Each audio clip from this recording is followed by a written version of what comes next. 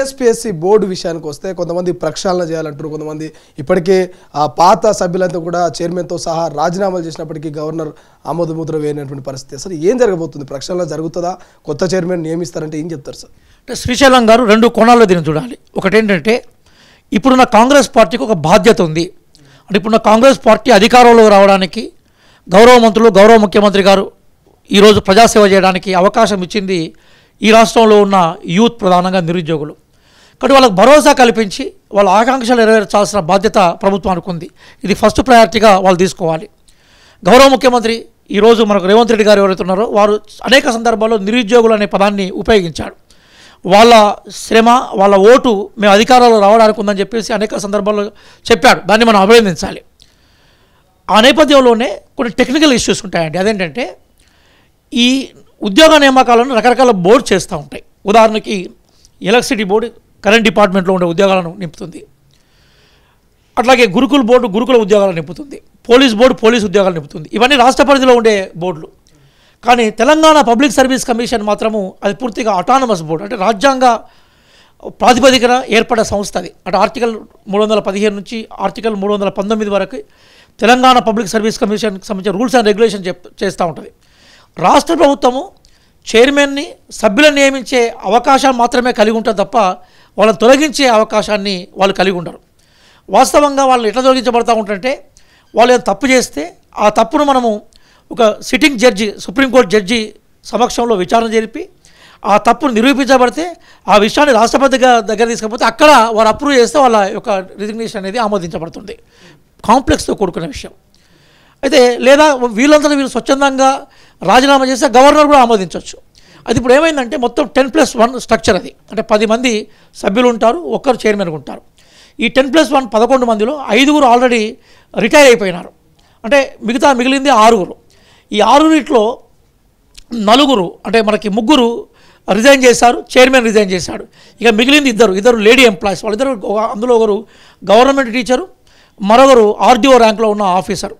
వాళ్ళిద్దరికి రిజైన్ చేయలేదు. ఎందుకంటే వాళ్ళు రిజైన్ చేస్తే మళ్ళీ వెనుకపోయి గవర్నమెంట్ సర్వీస్లో చేరే అవకాశాన్ని ఆర్టికల్ 319 ఇన్కార్ చేస్తుంది. కాబట్టి వాళ్ళు ఏమంటున్నారంటే మేము పాత ఉద్యోగంలోకి పోయినప్పుడు మాకు అవకాశం లేదని వాళ్ళు చెప్తున్నారు. దాని మీద ముఖ్యమంత్రి గారు వాళ్ళతో మాట్లాడుతున్నారు, ఆల్రెడీ మాట్లాడారు కూడా.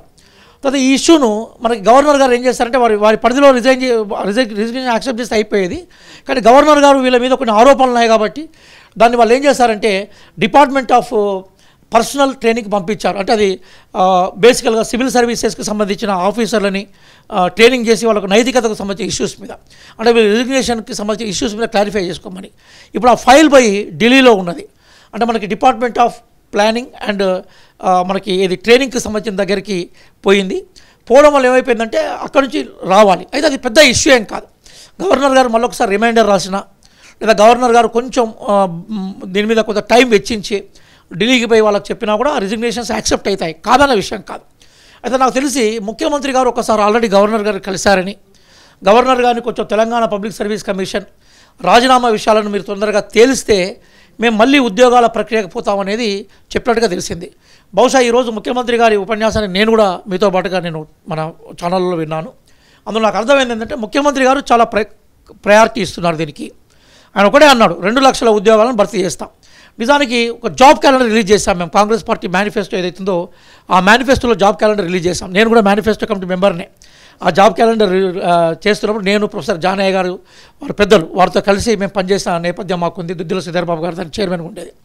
ఆ టైంలో ప్రతి 2 నెలలకు ఒక జాబ్ అని చేసుకుంటూ పోయినాం. ఇవన్నీ చేస్తే 1 ఇయర్లోనే దాదాపుగా ఎక్కువ సంఖ్యలో ఉద్యోగాలు నింపడానికి అవకాశం ఉన్నది. కాబట్టి ఆ దిశగా ప్రయాణం చేయాలనుకున్నప్పుడు Telangana public service commission chairman రాజీనామా ఆమోదం కావాలి, కొత్త చైర్మన్ రావాలి, కొత్త సభ్యులు రావాలి. అయితే ఇప్పుడు నిరుద్యోగులకు ఒక ఆందోళన ఉంటుంది. మరి అంతా జరిగే పని ఇది జరగడానికి చాలా కాలం అవుతుంది. ఇప్పటికీ మేము 10 ఏళ్ల నుంచి ఎండమావుల్లాగా, ఎదురుచూపుల్లాగా మా జీవితాలే సంక్షోభమైపోయి పెనం మీదకి వెళ్ళి పొయలబడ్డట్టు అయింది మాది. మళ్ళీ ఈ ప్రాసంత అయిపోయేసరికి మా జీవితాలు ఏంటి, మా పరిస్థితి ఏంటని ఆందోళన ఉన్నది. నేను మీ ద్వారా, ఎందుకంటే మీది వెరీ పాపులర్ ఛానల్, తర్వాత ఒక విశ్వసనీయత ఉన్న ఛానల్, చాలామంది చూస్తారు, ఎందుకంటే యూత్కు అటాచ్ అయిన వాయిస్ మీరు తీసుకుంటారు. అయితే ఆ నేపథ్యంలో నేను యువతకు విజ్ఞప్తి చేసేది ఏంటంటే ముఖ్యమంత్రి గారి చిత్తశుద్ధిని మీరు దయచేసి విశ్వసించండి. అంటే వాళ్ళు చాలా క్లియర్ చెప్తున్నారు, నేను ఎక్కడ కాలయాపన చేయలేదు. ఆయన అధికారంలోకి వచ్చిన తర్వాత ఫస్ట్ సమీక్ష ఎలక్ట్రిసిటీ మీద జరిగింది.